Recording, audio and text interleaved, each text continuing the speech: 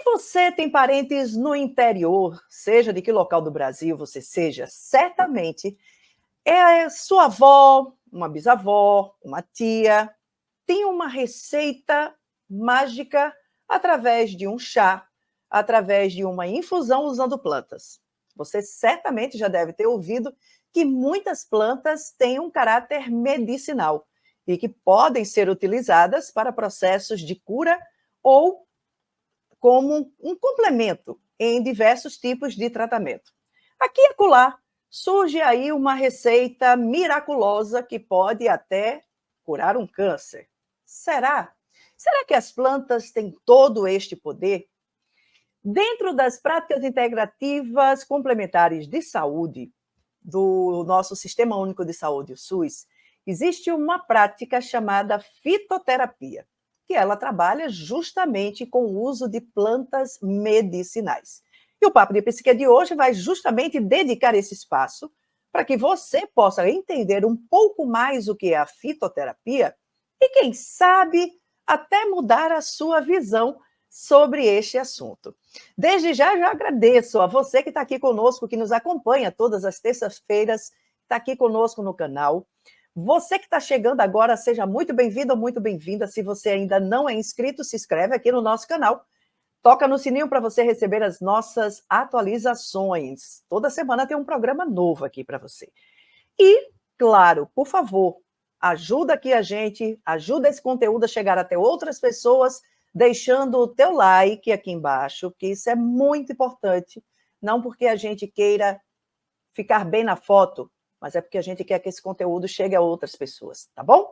Bem-vindo, bem-vinda ao Papo de Psique, que começa a partir de agora, com esse tema super bacana, a fitoterapia. E para falar sobre este assunto, nós convidamos ela, que é nutricionista e tem pós-graduação em fitoterapia, e que vai explicar um pouquinho mais para a gente sobre este poder das plantas.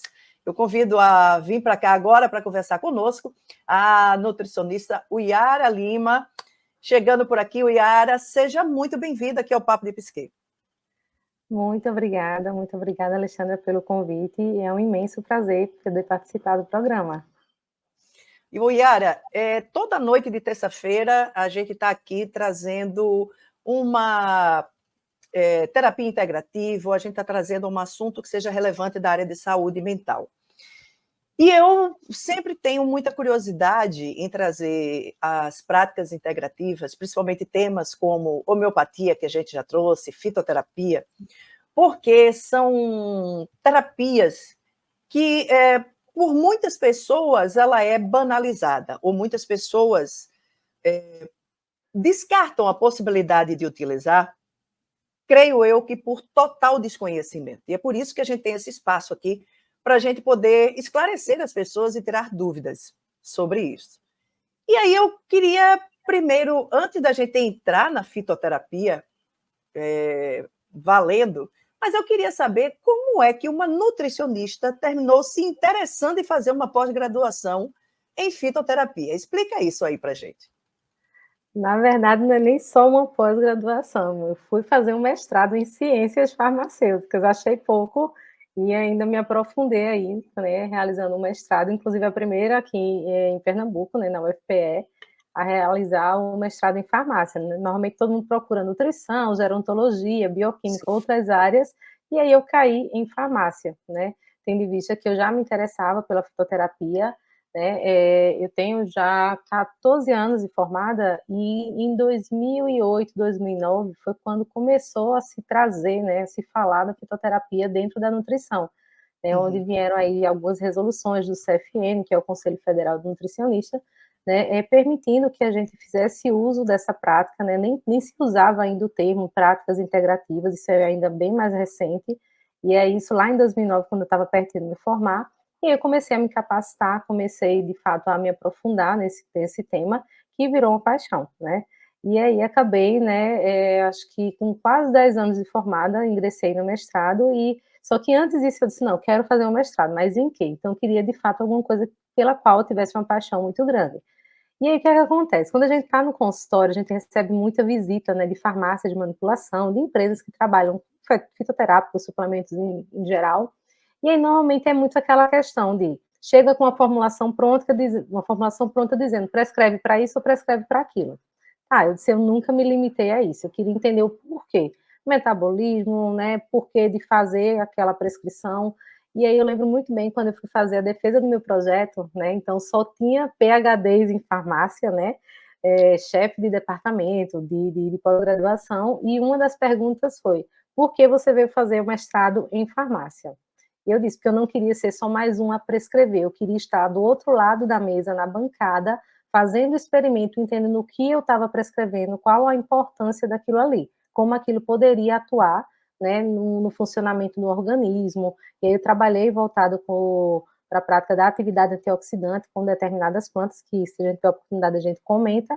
E aí, assim, né, já era uma paixão e fui aprovada, né, graças a Deus, e consegui desenvolver aí, pretendo, né, depois retomar com o doutorado, aproveitar aí que teve uma repercussão muito boa, né, a gente fez algumas matérias, algumas entrevistas voltadas para isso, porque a gente trabalhou pensando aí no envelhecimento, né, e atividade antioxidante, certo? Então, assim, desde lá 2008, 2009, né, começou a se falar, a se estudar, né, a fitoterapia dentro da nutrição, porém, foi necessário algumas regulamentações acontecerem. Por quê? Infelizmente, eu acho que como em qualquer profissão, né, acaba que muitas informações se perdem e as pessoas querem pegar aquela receitinha de bolo pronta lá e prescrever. Não é bem assim, a gente precisa, de fato, né, entender se tem essa necessidade, se não vai ter uma interação com alguma medicação, né, se o paciente, de fato, vai absorver e vai ter um aproveitamento daquilo ali. E aí, tendo em vista isso, né, o CFN começou a criar algumas outras regulamentações, e aí foi criado o título de especialista em fitoterapia. Então, de fato, né, a gente hoje tem ou a habilitação ou o título, que no caso eu tenho a habilitação pelo Conselho Regional e Conselho Federal de Nutrição, né, que aí tem um novo registro junto com o CRN, o carimbo sai com uma nova numeração, inclusive, né, mais uma numeração FT e o códigozinho, né, dizendo que eu estou apta a fazer a prescrição desse fitoterápico, né, e de fato é interessante que todo profissional já alerta também para os profissionais nutricionistas que ainda não fizeram a sua especialização, não prestaram a sua prova de título, que procurem se regulamentar, né, porque muito em breve vão começar a acontecer aí fiscalizações, né, isso aí pensando também na população, né, em garantir a segurança, né, de fato, para que as farmácias estejam acatando o que pode ser prescrito ou não, porque, inclusive, infelizmente, a gente tem alguns fitoterápicos que não são permitidos, né, na prescrição do nutricionista, como a simicifuga, por exemplo, como o ginkgo biloba. São 9 apenas que não tem, né, a prescrição permitida para o nutricionista, mas que, infelizmente, a gente ainda vê esse erro de alguns profissionais. Então, a gente precisa, a gente vai falar disso. Já depois? A gente vai falar já disso. Já me adiantei, você está falando, já corta aí qualquer coisa. Calma. Não, calma, senão a gente entrega o ouro antes do tempo. Calma. Não, tranquilo. Veja, mas aí, assim, né, de uma forma resumida, né, o nutricionista ele está apto a fazer a prescrição, tendo em vista que ele faça, né, uma prova, que ele preste uma prova, ou que ele se habilite fazendo uma especialização.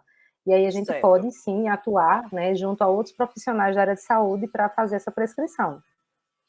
Yara, o que é a fitoterapia? Pronto, fitoterapia, de uma forma muito simples, seria o estudo da planta, né?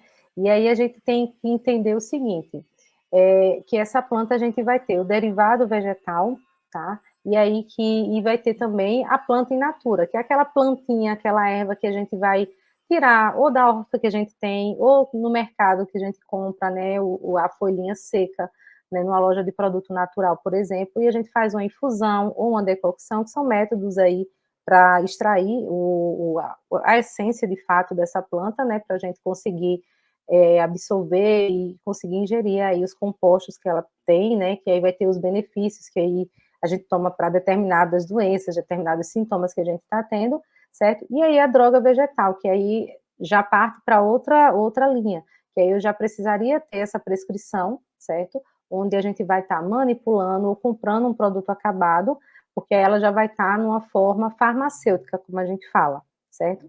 Então, assim, de uma forma muito simples, seria o estudo da planta. Certo. E, para que tipo de situações, problemas, enfim, a fitoterapia, ela pode ser usada e receitada em que situações? Em diversas situações. Vamos buscar aqui um exemplo, trazendo aqui o meu último estudo dentro do mestrado, né, e aí eu foquei no envelhecimento. Então as plantas, ela têm, poderes, digamos assim, né, o que a gente fala que são os compostos bioativos dela, que vão dar as características delas. E aí ela pode ser antioxidante, antitumoral, antifúngica, anti-inflamatória, e aí para cada uma dessas características, a gente faz um estudo para avaliar se de fato ela tem essa ação. E aí, dependendo da planta, ela vai ter uma maior ou uma menor, né, concentração, digamos assim, certo? Desses ativos. E aí, isso é o que vai determinar qual a característica dela. E aí, por exemplo, o antioxidante que a gente tem aí, que eu estudei, né, pensando no idoso, não foi para evitar que a pessoa envelheça, óbvio, né, Até mas porque aí não o tem. que que acontece? Não tem como, né, a coisa crônica aí, né, não se inventou isso. Mas o que acontece? Com o passar do tempo, né, com, né, o avançar da idade, a gente tem um aumento na quantidade de radicais livres no organismo da gente. E aí o antioxidante, ele serve para quê? Para inibir a ação desse radical livre. E esse radical livre vem de quê? É do ar, é da água poluída, são de xenobióticos, é a garrafinha de plástico que a gente deixa lá na porta do carro, embaixo do sol, que começa a liberar as substâncias químicas ali na água, depois a gente toma, certo? Então, tudo isso é radical livre, tá? E aí a gente está no dia a dia, né, em contato direto com isso, e o próprio organismo da gente também vai produzir radical livre, que é no caso de quem pratica atividade física. Não tem como praticar atividade física e não produzir radical livre. Tanto que eu não sei se você já ouviu, né, que o pessoal, não toma um remédio para dor depois que fizer um exercício, mesmo que esteja com dor, porque tem que ter essa dor. Por quê? Ali a gente está tendo a ação do radical livre para promover a hipertrofia, que é uma dor, né? É um radical livre que a gente quer. Só que em excesso é o problema.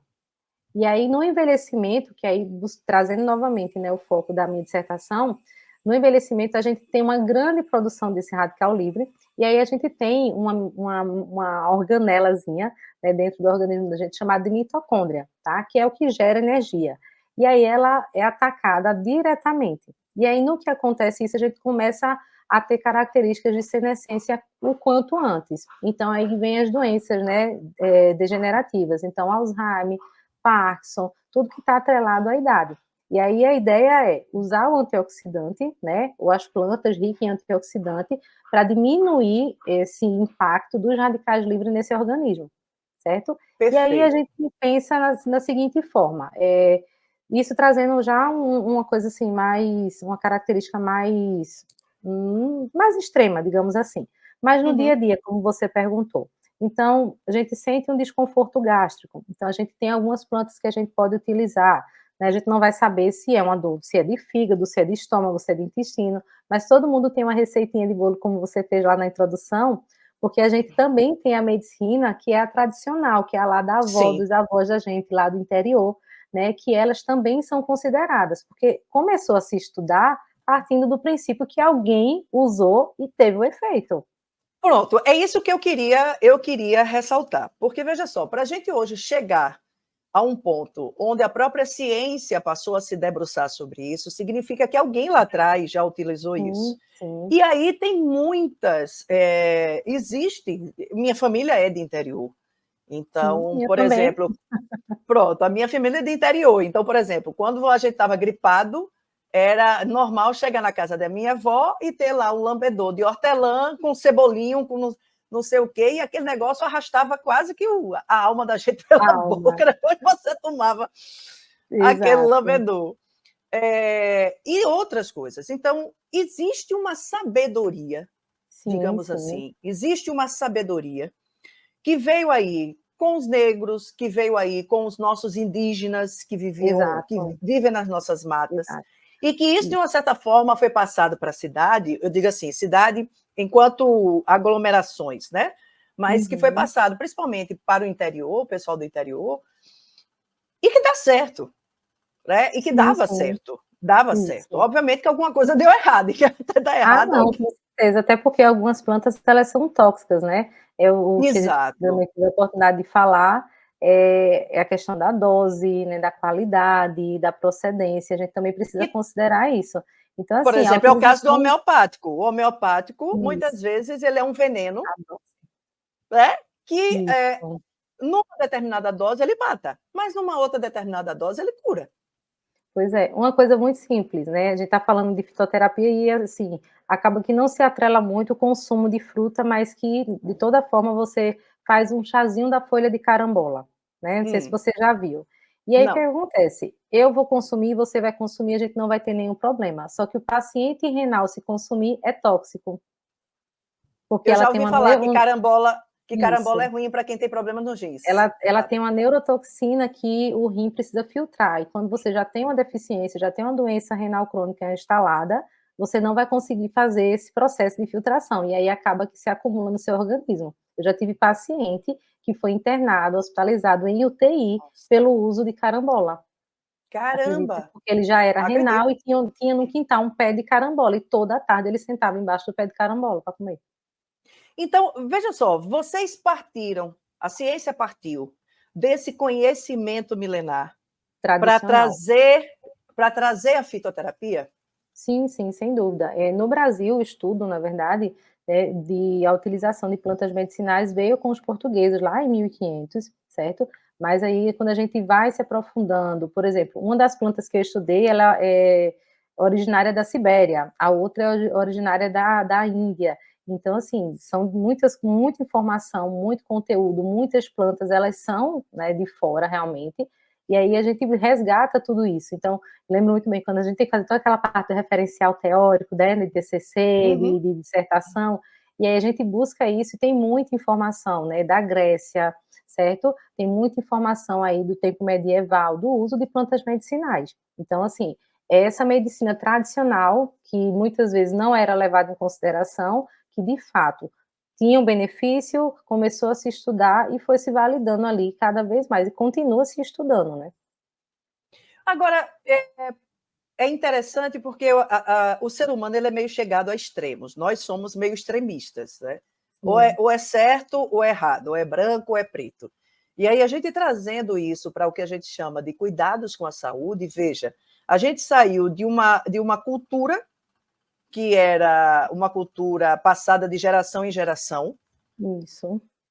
familiar, onde a mãe passava para a filha passava para outra filha, para os filhos, e esse conhecimento ele ia se perpetuando. A gente saiu disso para uma total nulidade, onde só um fármaco produzido em laboratório tem credibilidade para muitas pessoas. A gente pode dizer Uhum. que isso foi uma perda, de uma certa forma, de uma qualidade nos nossos tratamentos?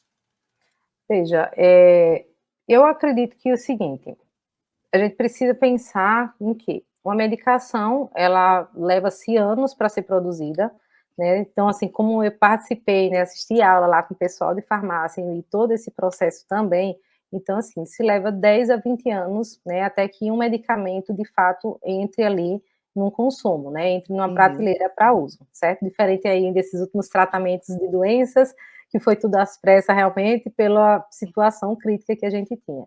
Mas aí o que é que acontece? O fitoterápico já era utilizado, como a gente já bem comentou, certo? Mas aí a gente não pode desconsiderar, né, a importância dele, tendo em vista que a gente tem a medicação, tem o tratamento alopático de praxe, digamos assim, mas aí deixar de usar o medicamento alopático para, não, vou usar agora só o fitoterápico, também não é o correto, certo? Sim. Principalmente Na verdade, porque por isso que ele é chamado de complementar. complementar.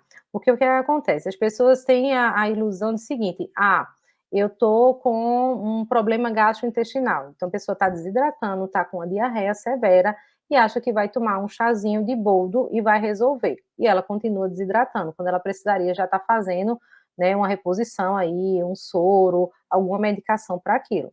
E aí, uma coisa é a droga vegetal, aquele produto que eu vou lá e prescrevo, que eu vou lá e compro ele pronto, acabado, à base de planta, e aquele chazinho da prateleira da caixinha, que não vai ter o mesmo efeito.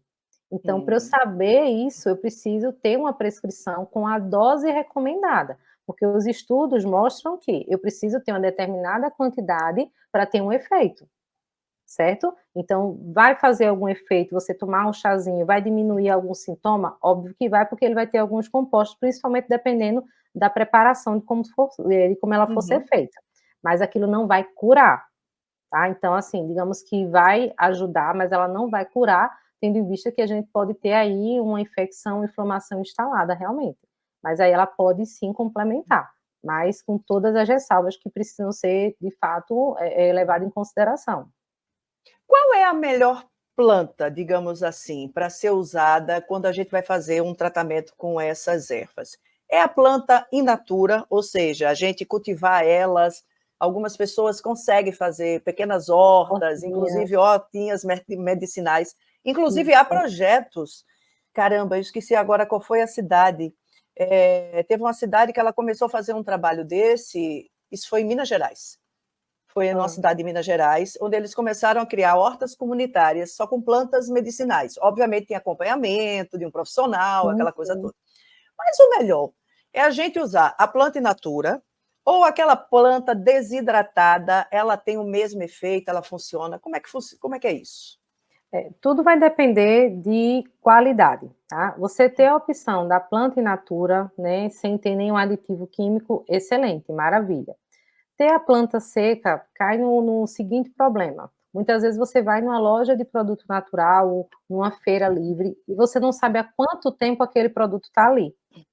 E aí, Hum. muitas vezes, tem mofo, já tem algum micro-organismo ali. Então, assim, eu fico preocupada de dizer: "Não, opte pela planta seca", porque uma coisa é Uhum, você ter a plantinha, você desidratou ela, porque aí você pode fazer isso em casa, né. Você pode comprar a plantinha ou colher ela da sua horta e você uhum, colocar no seu forno para desidratar. Deixa ela secando e depois coloca no forno, e depois você macera, você faz o pozinho, também pode ser feito isso. Ou comprar realmente de algumas marcas mais confiáveis, porque inclusive aqueles que a gente encontra pronto de caixinha também tem seus problemas ali associados, tá. Porque o que acontece? Dentro da legislação alimentar brasileira, infelizmente, é permitido, né, não sei se você tem essa informação, mas hum, aí não se assuste, né, é certo. permitido ter uma tolerância mínima para ter contaminantes. Estou sabendo disso. Pois é, e aí, assim, a gente Tipo, pode fezes de separar rato, cocô de pelos de barata, rato, pelo de pata rato. de barata, isso. Então, quando a gente vê na mídia, né, um determinado extrato de tomate foi recolhido porque tinha mais do que já é permitido, porque já é permitido, Ou né. seja, o bicho estava pegando ali, né. Exato, o negócio já estava pior, tu imagina, né. Então, Misericórdia. assim, se for para usar ela desidratada, se você confia, se você sabe que tem uma reposição frequente ali naquela casa, naquele estabelecimento, não tem problema. E aí precisa ter atenção, à forma do preparo, certo? Porque aí muitas vezes as pessoas não sabem como preparar. É diferente você pegar uma folhinha, seja ela desidratada ou seja da planta in natura, e você pegar uma raiz ou um caule e querer fazer o mesmo tipo de preparação. Maravilha, eu ia perguntar isso, porque há uma dúvida muito grande quando a gente vai fazer, o que é que ferve e o que é que não ferve? Porque tem algumas Uhum. coisas que teoricamente você vai colocar na água para ferver, assim, para ferver mais tempo. É a E decocção tem que a gente chama. como é o nome? Decocção. Para fazer a decocção. E tem outras coisas que não, você espera a água ferver. E aí Isso. coloca, deixa ali, tampa, deixa ali uns 2, 3 minutinhos mais ou menos, desliga o fogo Pronto, e isso é para a utilizar infusão. a infusão, muito bom. Isso. Decocção, que aí a decocção a gente Decocção. sempre vai fazer com as partes mais duras da planta. Se for um caule, se for uma Hum, raiz, a gente vai usar a decocção, porque eu preciso que aqueça, né, que ferva ali junto com a água para liberar as substâncias dela, porque está lá, perfeito, digamos, né, que impregnado naquela casca ou naquele caule ou naquela raiz, certo? E aí a certo. gente faz a decocção. E quando a gente tem folhas, quando a gente tem flores, aí a gente faz a infusão. E aí o ideal não é nem 2, 3 minutinhos, é de 5 a 7 minutos de infusão. E aí você deixa aquela água que nem é para ela ferver, borbulhar, quando você vê que Uhum, está ficando lá com as bolinhas pequenininhas ao redor, né, da vasilha, da leiteira, da chaleira, enfim, você desliga aquela água, vai colocar em contato com a sua planta, vai tampar, abafar ali com o pires, com a tampinha, e aí depois de 5, 7 minutinhos, está pronto para consumo. Que maravilha, tá vendo? Já outra coisa. Sabia que não devia deixar a água ferver, tá vendo? Eu sempre deixava. A partir de agora eu já não vou deixar mais. Pronto. Já não vou deixar mais. E é interessante, essas, por exemplo, essas raízes, né, ou esses caules que a gente precisa ferver. O ideal é que eles fiquem no fogo tampados ou abertos. Aí é indiferente, não tem a necessidade de estar tampando, não precisa, tá? Até para Certo. você acompanhar e não deixar ferver, porque se você não vai ter que ficar lá o tempo inteiro abrindo e fechando a tampa.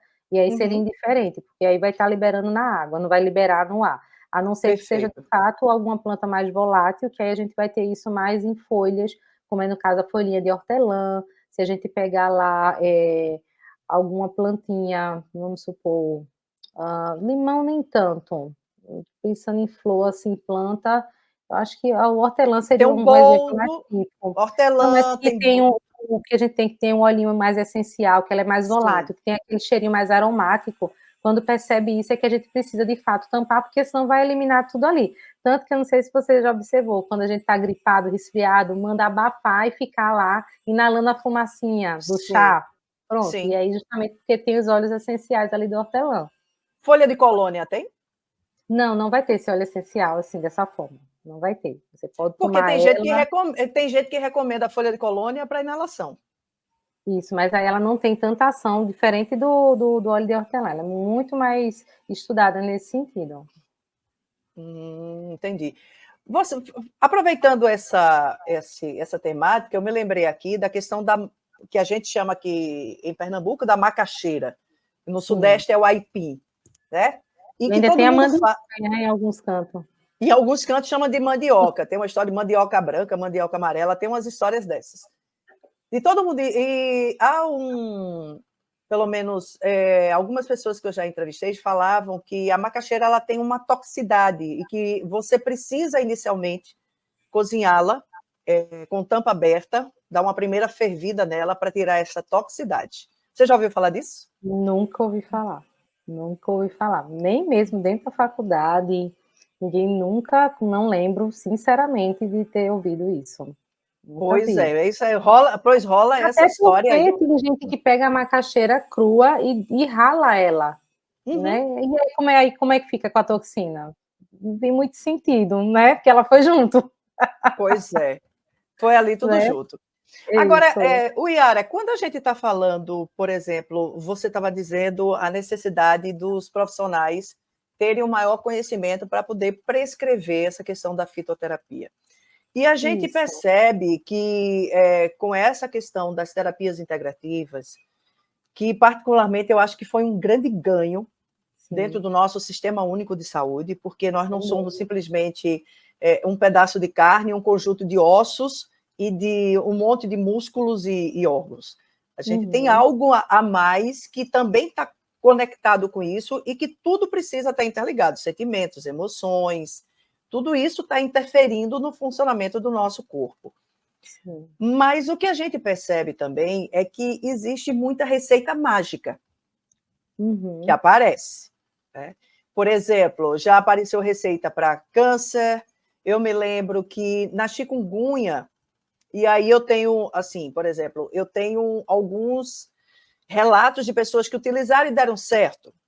Uhum. Por exemplo, o inhame, que seria um alimento muito bom para o sangue, né, que teria compostos muito nutritivos, muito bons para o sangue. Então, muitas pessoas que estavam com muitas dores da chikungunya começaram a tomar, eu não me lembro se foi o chá do inhame, alguma coisa feita com A água do inhame, inhame, a chá, a água né, do inhame, amendoeiro isso. também do E inhame, que né. houve, de fato, uma redução dessas dores, né. Uhum. Então, como é que a gente pode saber se uma receita dessa, de fato, funciona ou se muitas vezes é um placebo que mentalmente aciona o nosso cérebro a ajudar o nosso corpo a responder àquela doença ou aquele problema? É importante, de fato, procurar um profissional, né, que seja qualificado, que seja capacitado e entenda do que ele está prescrevendo ali, certo?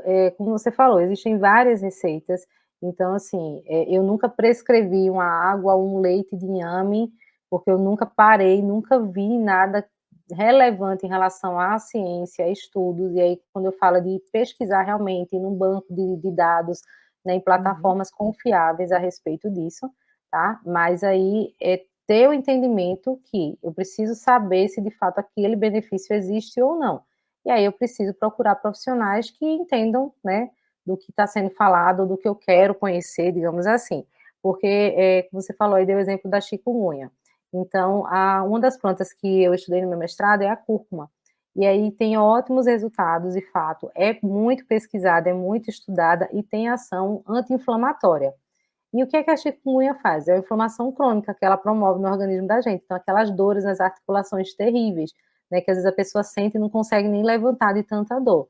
E aí, a cúrcuma, ela tem uma característica antioxidante e anti-inflamatória muito potente e vai contribuir nisso. E aí, todos os alimentos, eles são considerados aí, né, fonte de nutrientes, e aí, em maiores ou menores quantidades. E aí, o inhame, como você trouxe no exemplo, é rico em amido, certo? Então, assim, é um alimento extremamente rico em carboidrato, é um carboidrato aí complexo, e que vai dar energia, certo? Então, não sei se teria alguma relação com isso, eu, de fato, eu nunca analisei, nunca parei para estudar outros compostos que estivessem presentes ali no inhame, ou na mandioca que você tinha trazido anteriormente também, até para saber nível de toxicidade, que a gente também estuda isso, né, quando a gente vai avaliar as plantas, precisa saber entender o nível de toxicidade dela, então é avaliado tudo isso. Então, de fato, precisaria ter esse entendimento e pesquisar, de fato. Chá se toma, o mesmo chá pode se tomar todo dia durante muito tempo? Ó, na minha prática, eu não recomendo que se utilize por mais de 3 meses seguidos, certo? E aí eu normalmente recomendo que os pacientes sempre fiquem alternando os chás. Ah, mas eu gosto de um chazinho de canela todo dia à tarde. Vamos tomar um de hibisco? Vamos tomar um chá verde? E isso dependendo da individualidade bioquímica de cada um, porque eu vou ter aquele paciente que não tolera muito a cafeína, e o chá verde vai ter mais cafeína, né, do que um chá branco, por exemplo, ou até mesmo do que a canela. A gente precisa avaliar as características de cada planta, até mesmo para recomendar.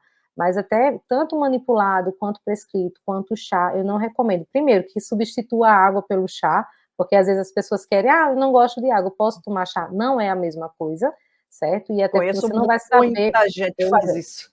você não vai saber a quantidade de compostos, o que é que tem tanto ali dentro, para você estar tomando 1 litro por dia, certo? Então, assim, 2, 3 xícaras por dia, 100, 150 ml é o recomendado. E aí você pode estar alternando para não deixar de tomar seu chazinho todo dia, pelo contrário, tome, é muito bem-vindo.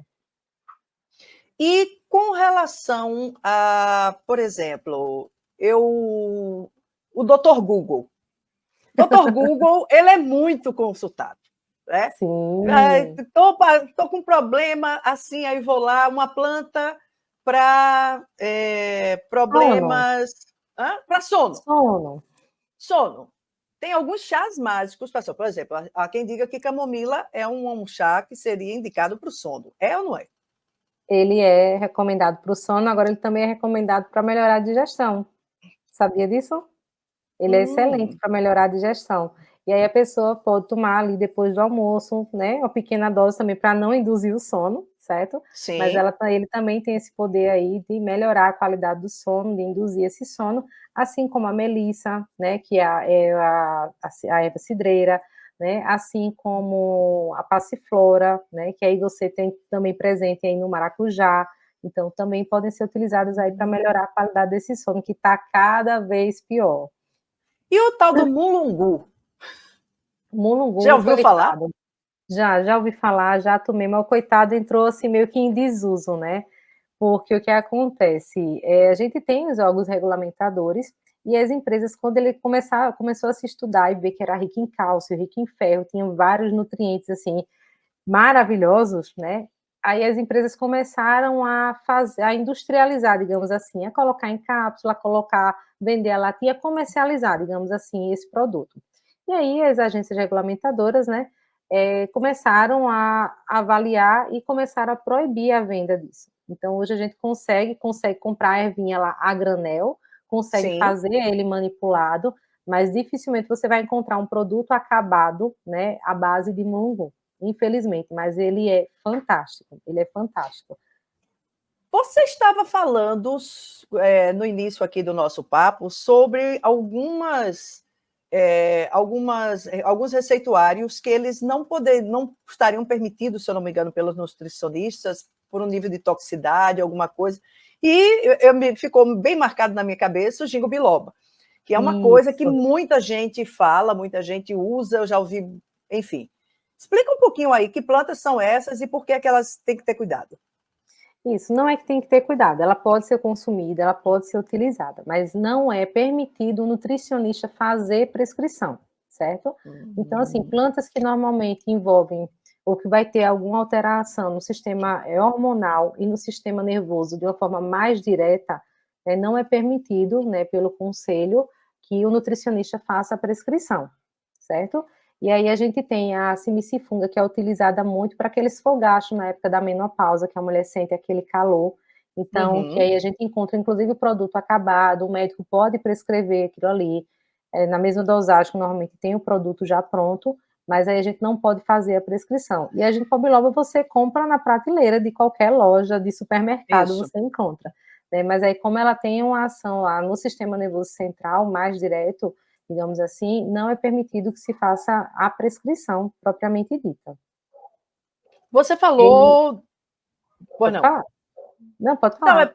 porque você falou do produto acabado. E quando a gente chega numa farmácia, a gente encontra muitas marcas Uhum, vendendo a mesma coisa. Então, assim, ou numa loja de produtos naturais, ou na farmácia, você vai encontrar várias coisas de ginkgo biloba, chá verde, chá branco, sei lá, ervas em geral, assim, que estão ali disponíveis para compra.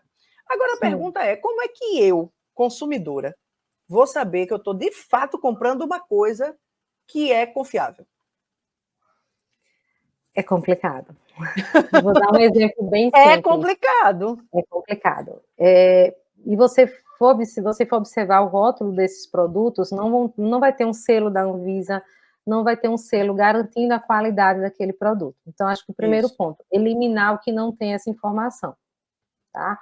Então, que não tenha um responsável por aquela produção, pela aquela comercialização, que às vezes a gente se depara aí com produtos sendo vendidos na internet, os mais tradicionais, emagrecedores.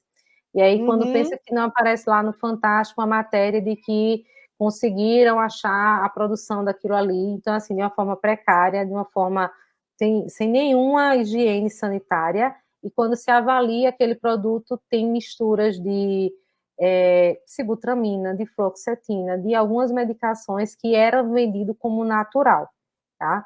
Então, é importante saber a procedência daquele produto. Isso é um dos pontos fundamentais. Então, comecem procurando pelos órgãos regulamentadores ali no rótulo, né, para saber se de fato é regulamentado ou não para você poder consumir, porque infelizmente a gente vai se deparar muito com isso. A gente chega nas feiras livres, tem aquelas garrafadas, por exemplo, que ninguém sabe como é que é Sim. feito aquilo, né? Pois é, a Verdade. gente não sabe a procedência, então precisa de fato ficar bem atento, porque você não sabe o que tem ali por trás, né? O pessoal usava muito, eu acho que ainda usa, né? O noni, né? Usava para câncer, usava para diabetes, e aí foi avaliado e se viu que ele era hepatotóxico. E aí, ou seja, Nossa. causa, né, um problema no fígado, certo? E aí, se for consumido durante muito tempo, também pode causar algum problema no pâncreas. Então, não adianta só porque viu, saiu uma manchete e alguém comentou, saiu na capa de uma revista sensacionalista que é para consumir. De fato, é procurar o profissional para saber se pode ou não, primeiro, porque no caso do chá verde que você tinha comentado, o Uhum. chá verde, que na verdade chá, a gente só tem um tipo de chá, que é o chá da Camellia sinensis. Todos os outros, né, não são considerados chás, certo? Tentando lembrar o nomezinho aqui, vai vir daqui a pouco. São chamados de tisana. Aprendi isso com uma amiga minha, que é sommelier de chá. Ainda mais do que fitoterapia, ela é sommelier de chá. Nossa. Então, camomila, erva cidreira, passiflora, melissa, tudo é tisana. Tudo isso é tisana, certo? E chá é somente o chá da família da Camellia sinensis, que vai ser o chá branco, chá preto, chá vermelho, chá verde e o chá oolong, Então, chá, teoricamente, seriam somente esses. Qual é a diferença, por exemplo, do chá verde para um chá branco?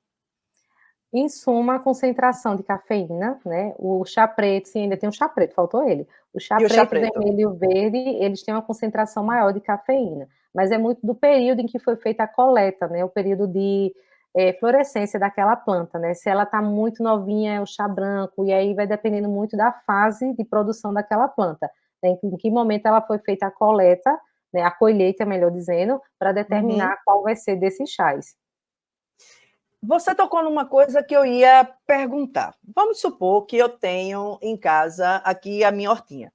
Eu tenho aqui o meu boldo, eu tenho o meu pezinho de hortelã, eu tenho o meu manjericão, eu Eita, tenho delícia! aqui, né? Já pensei numa massa aqui com manjericão. Pois é, eu falei também, a boca já encheu d'água. A boca já encheu d'água. E eu tenho aqui a minha hortinha, bonitinha, que na hora que eu quero cozinhar eu pego. Mas se eu vou usar isso com um resultado ou com fins medicinais, existe uma hora, existe um momento do dia em que seja melhor para eu fazer a coleta dessa planta ou deste caule? Veja, a gente fala muito da questão da sazonalidade, né, do período, digamos que igual a fruta, né, tem um período da Uhum, safra de determinada fruta isso. que vai ter uma melhor qualidade, ou que ela vai estar até com um preço mais acessível, certo? Então, assim, não tem determinado, não existe uma tabela, digamos assim, determinando qual seria o melhor horário, né, para se retirar, né, aquela planta, para se fazer aquela colheita. Mas o que a gente tem é o seguinte: em determinados horários, digamos assim, você vai ter uma presença maior de compostos bioativos ou não. Mas aí são coisas que, assim, por minutos, por segundos, então você não tem como determinar isso de uma forma muito precisa. Então, o importante é Uhum. que seja coletado e que seja consumido. Mas aí só a gente fazendo uma análise de fato para determinar, porque aí vai depender da época do ano, do clima, da hora, e aí são muitas variáveis para a gente poder avaliar realmente, para poder coletar uma plantinha para fazer um chá. Aí ninguém vai fazer o chá. Ninguém vai fazer. Chá da folha da laranja. É bom? Veja, eu nunca avaliei o chá da folha da laranja e não me lembro de ter visto nenhuma pesquisa, pode ser que exista, que tenha, né, a gente usa muito para quando está nauseado, quando está enjoado, até mesmo Uhum. cheirar a casca da laranja, né, Cheirar. mas eu não me recordo agora, né, de um benefício tão direcionado para isso, não me recordo. Yara, que recomendação você poderia deixar aqui para quem está nos assistindo com relação à fitoterapia? Principalmente para aquelas pessoas que têm algum tipo de, digamos, descrença ou receio com relação a essa utilização. O que é que você poderia deixar aqui como um recado para essas pessoas e também para aquelas pessoas que já utilizam da medicina, das plantas aí no seu dia a dia? Perfeito. Primeiro, né, o ponto da descrença. Então, vamos tentar desmistificar isso um pouquinho, porque assim, o estudo das plantas ele é muito, muito bem consolidado. Cada vez mais a gente se aprofunda e estuda, como eu disse, né, desde 2009, olha que é uma coisa que já existe, já se faz há muito tempo, né, e aí, quando eu comecei a adentrar realmente, então já faz aí, né, 15 anos praticamente, estou quase debutando nesse assunto, então, assim, essa descrença, né, eu acho que já passou da época de não acreditar no poder das plantas, certo? Então, assim, seja um pouco mais confiante nesse sentido, acredite. Agora, é preciso, óbvio, né, ter os cuidados necessários, com a procedência, como a gente frisou tanto aqui, certo? Com o preparo de como vai ser feito. Não adianta eu pegar uma folha e cozinhar, porque acabou com os compostos bioativos dela. Assim também como não adianta eu pegar um caule e tentar fazer uma infusão, porque eu não vou liberar as substâncias que estão lá presentes para sentir o efeito daquela planta. Então, procurar realizar a técnica correta, procurar um profissional habilitado, né, para fazer a prescrição daquilo, caso você queira utilizar de fato como tratamento, e quando a gente usa lá a folhinha, o chá, que normalmente a gente vai fazer infusão, decocção, vai ajudar? Vai, mas não vai tratar. Então, para tratar, eu preciso ter uma dose, e quem vai determinar essa dose é um profissional de saúde. Então, hoje, o Uhum. médico, né, que já faz isso muito bem, o farmacêutico pode fazer, o nutricionista pode fazer, fisioterapeuta habilitado, enfermeiro também podem fazer isso, se eu não me engano, biomédico também, tá? Então, assim, tem se ampliado muito, principalmente com as práticas integrativas, então cada conselho, né, foi abrindo aí, ampliando esse leque para ampliar ainda mais, tendo em vista que a gente tem as farmácias livres, né, em algumas comunidades, que a gente também vai ter a produção desses fitoterápicos lá com a determinada dose, para pensar nesse tratamento. Uma coisa que eu ia encerrar com essa pergunta que eu lhe fiz, mas a sua fala me lembrou uma coisa que eu acho muito importante, que estava no meu radar e eu tinha esquecido aqui, tinha passado. Nós temos uma população muito humilde. Sim. As nossas cidades têm uma população muito pobre, nós temos muitas áreas de pobreza, particularmente aqui no Recife, comunidades que são muito carentes. Sim. E hoje não é todo mundo que pode pagar 300 contos, 100 reais, 150, 200, numa medicação, principalmente se essa medicação ela for contínua. Uhum. Mas seria possível, e aí eu não estou falando em nível de substituição, tá? Não é isso.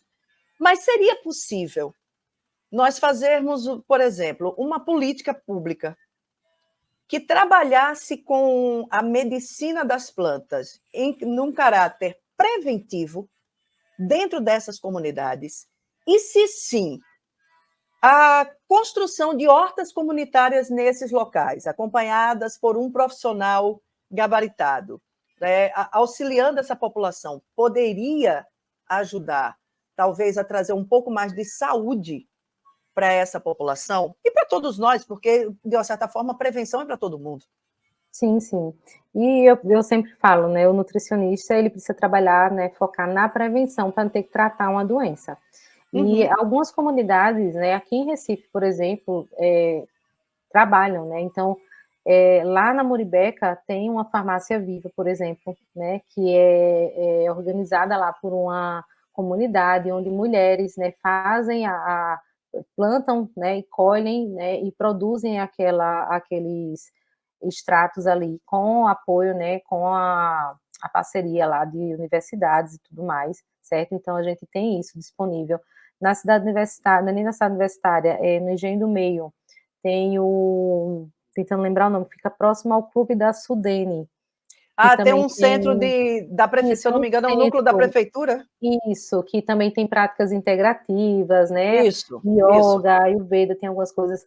A última vez que eu tive lá, assim, infelizmente, né, pela falta de recursos, estava bem acabadinha a plantação, né, onde seria uma horta, onde teriam muitas plantas medicinais, assim, e quem está lá orientando, quem está lá dando aula são professores realmente qualificados, mas, assim, a estrutura e o fato de não ter um recurso adequado realmente acaba que, né, estava lá abandonado. Isso foi antes da pandemia, eu ia até fazer, foi antes de eu entrar no mestrado, eu já ia participar de um projeto lá, né, para a gente tentar, e foi decretada a pandemia, enfim, acabou tudo.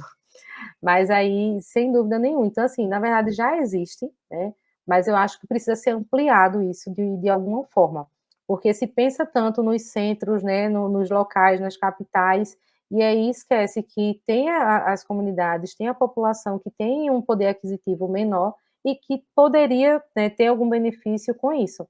A questão da horta não tem desculpa. Quem tem um quintalzinho em casa, dá para fazer uma horta, né? Então não precisaria depender aí de investimentos altos e tudo mais. Sim. Hoje de manhã eu estava dando aula para uns alunos falando sobre educação nutricional. Então, assim, é uma escolinha, é uma creche, por mais humilde que seja, bota uns pneus lá, coloca areia e planta. Então a gente já vai ter uma hortinha. Quem aí tem sua varanda, coloca lá seus vasinhos e planta. Então dá para fazer isso com um espaço pequeno, né, com recurso limitado, dá para fazer. E aí quando a gente pensa de fato em ter que produzir, né, tem essas farmácias vivas que já fazem esse trabalho, que tem o auxílio aí de farmacêuticos para fazer e manipular esse produto também. Então não precisa achar que o produto fitoterápico, que foi até um dos pontos que foi questionado na minha defesa do mestrado, foi: ah, mas o fitoterápico é caro. Eu disse: não, não é caro. A gente está pensando naquele que a gente vai lá na ponta, na farmácia de manipulação XYZ, mas aí a gente consegue, né, muito bem ter isso aqui de uma forma mais acessível, né, de uma forma mais acessível. E a questão também de procurar o profissional habilitado, para ele não sair prescrevendo um monte de coisa que só chegou lá, não, prescreva isso que é bom para aquilo, não, por quê? qual a quantidade, qual a menor dose que tem efeito, para, de fato, né, ser mais eficiente e fazer com que o paciente use o recurso somente o necessário, e não mais do que ele pode ali naquele momento. Eu acho que isso é fundamental. Maravilha. O Yara Lima, eu quero agradecer imensamente a tua participação aqui no Papo de Psique. E diga aí para o pessoal como é que o pessoal lhe acha.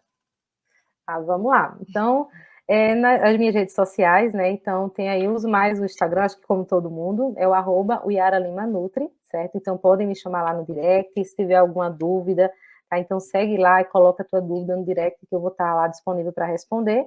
E também no telefone, que é o 99788-1307, que também é meu WhatsApp, eu também fico à disposição, né, para tirar as dúvidas de vocês. Yara, muito obrigada. Eu espero que esse papo nosso hoje aí tenha ajudado a abrir um pouquinho a mente das pessoas, para que elas possam aí ver nas plantas, na fitoterapia, né, nessa medicina das plantas, também mais um recurso para a gente poder ter saúde e a gente ter bem-estar. E eu espero lhe ver em breve. E prevenir, que é a parte mais importante. E eu espero vê-la em breve por aqui de novo. Com certeza, vai ser um prazer. Muito, muito obrigada. Um grande abraço a você. E para você que esteve com a gente até agora, olha, nosso muito obrigado. Não esquece, deixa teu like aqui, para que esse conteúdo chegue a mais pessoas. E se você conhece alguém que precisa mudar a sua ideia sobre a fitoterapia, não perde tempo e compartilha, porque o nosso programa fica salvo. Você já sabe, todos os papos de psique estão aqui numa playlist, aqui no nosso canal, e você assiste a hora que você quiser e quantas vezes você quiser. Um beijo para você e a gente se encontra na próxima semana aqui em mais um Papo de Psique. Tchau, tchau.